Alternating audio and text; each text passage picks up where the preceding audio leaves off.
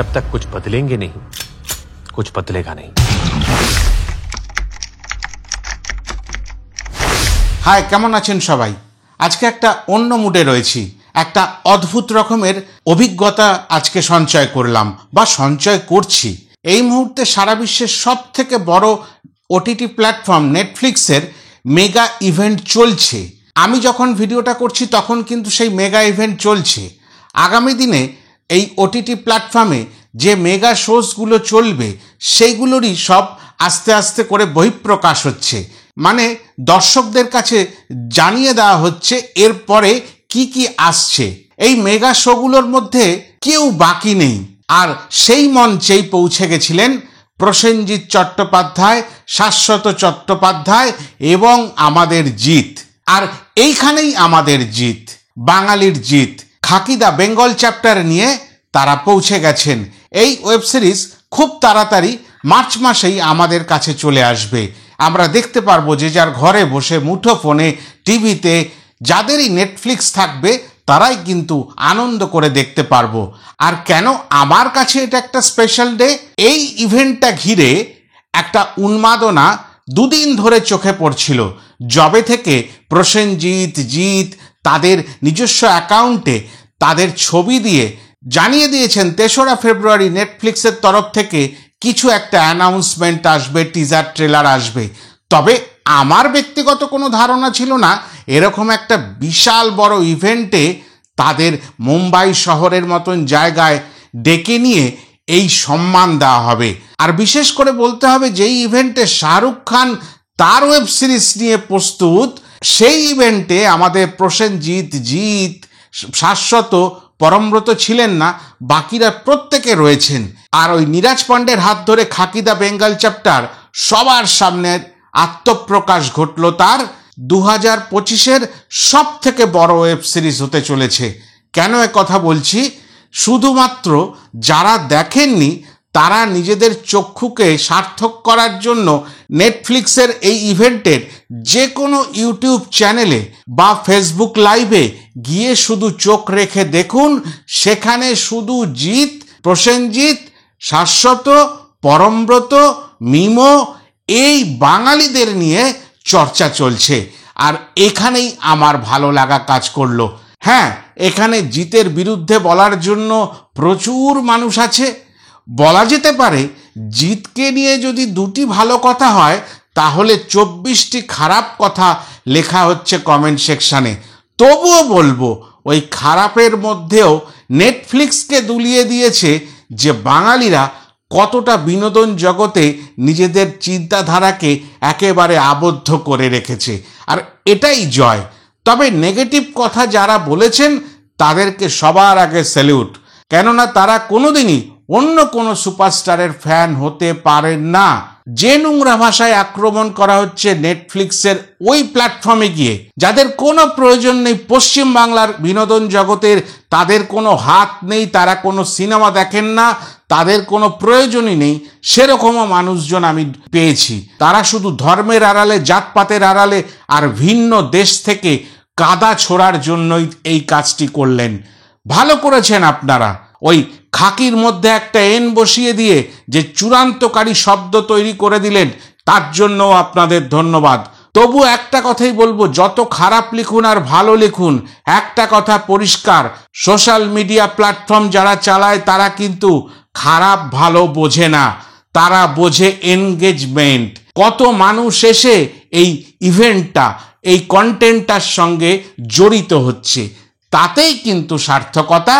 এবং বারবার জিত জিত জিত জিত জিত জিত করাতে জয় হলো বাঙালির।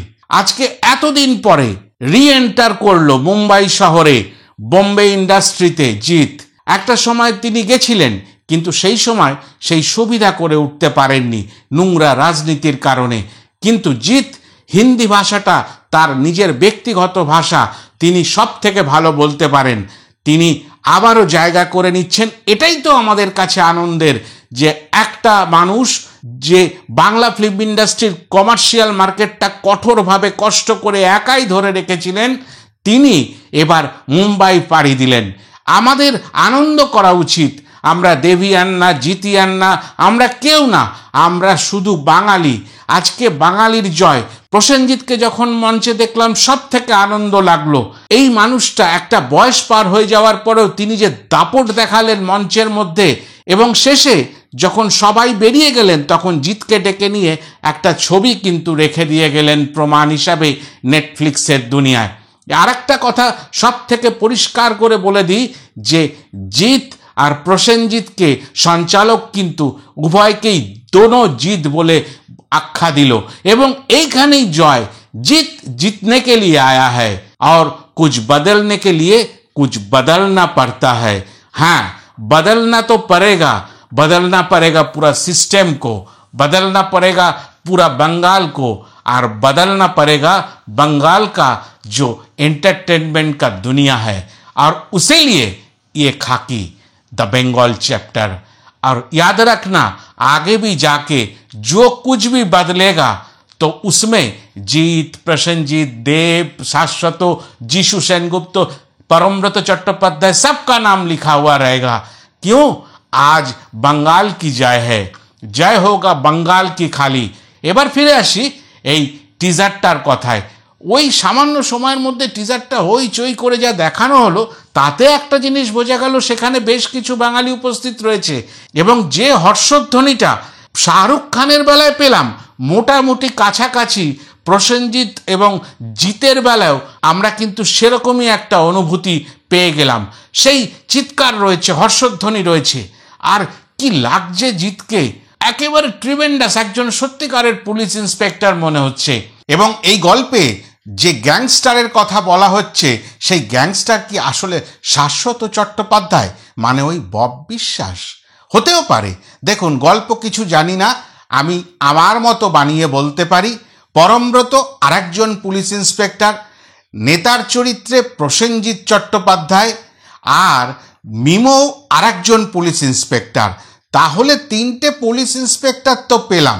এবার তাদের বিভিন্ন গ্রেড আসতে পারে, কিন্তু এখানে ওই গ্যাংস্টারটাকে, এইটাই একটা বড় প্রশ্ন।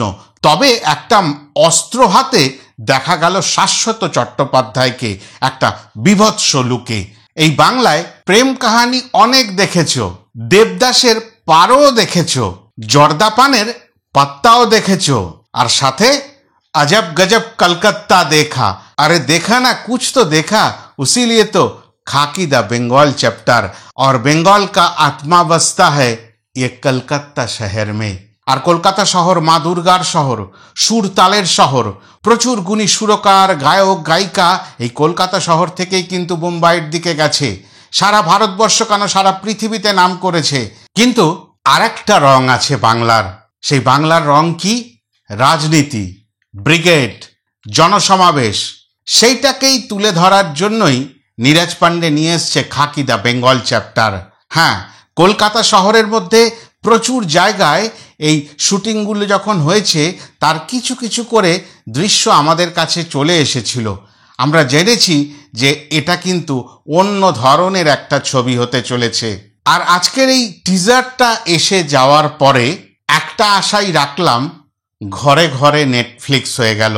দেখতে হবে না আমাদের mister dependable one and only Prasenjit চট্টোপাধ্যায়কে, দেখতে হবে না জিৎ দাদাকে, দেখতে হবে না ভারতবর্ষের বিভিন্ন ভাষায় এই মুহূর্তে সব থেকে প্রয়োজনীয় যে অভিনেতা শাশ্বত চট্টোপাধ্যায়কে, দেখতে হবে না মিস্টার সিরিয়াস পরমব্রত চট্টোপাধ্যায়কে, দেখতে হবে মিঠুন চক্রবর্তীর ছেলে মিমোকেও। আমরা দেখবার জন্য মুখিয়ে রইলাম, আর ভিডিওটা এখানেই শেষ করলাম। চট করে যারা দেখতে পারেননি, নেটফ্লিক্সে গিয়ে দেখে ফেলুন। আর ইউটিউব খুললে, ফেসবুক খুললে অটোমেটিক আপনাদের কাছে রেকমেন্ডেশনে আজকের এই ইভেন্টটি বা খাকি দ্য বেঙ্গল চ্যাপ্টার চলে আসবে। এতটাই বলার ছিল। আশা করি আপনাদের ভালো লাগাতে পারলাম। আর যদি ভালো লেগে যায় তাহলে ওই লাইক, কমেন্ট, শেয়ার কোনোটাই করবেন না, কেননা করেন না। ভালো ভালো কন্টেন্ট দেওয়ার চেষ্টা করি, ওই 30 সেকেন্ডের বেশি দেখেন না।